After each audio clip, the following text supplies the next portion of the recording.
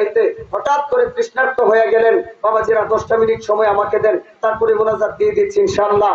এবার খাজা আব্দুল্লাহ যখন একটা হালের পাড়ের মধ্যে গেলেন, গিয়ে দেখতেছে হালের পাড় দিয়া একটা ফুল কত সুন্দর গান করতেছে, এটা পয়সা যাইতেছে। জোরে বলেন না সুবহানাল্লাহ।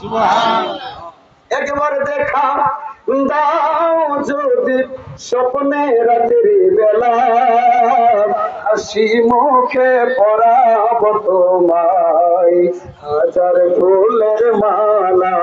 একটা জবান বন্ধ রাখে দেন না, চিৎকার মেরে বলেন আল্লাহু আকবার।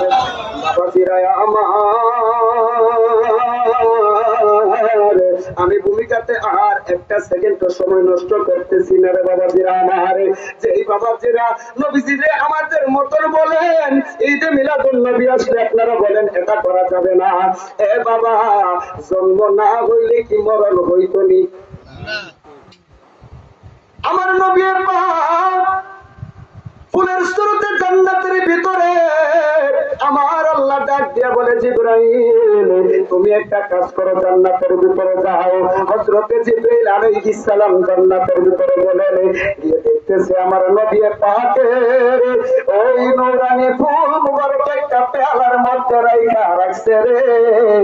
আর চতুর্দিক দিয়ে ফেরেশতারা তাওয়াফ করতেছে, ইয়া নবী সালাম আলাইকা বইলা বইলা ওই ফুলটাকে তারা সালাত আর সালাম জানাইতে আছে।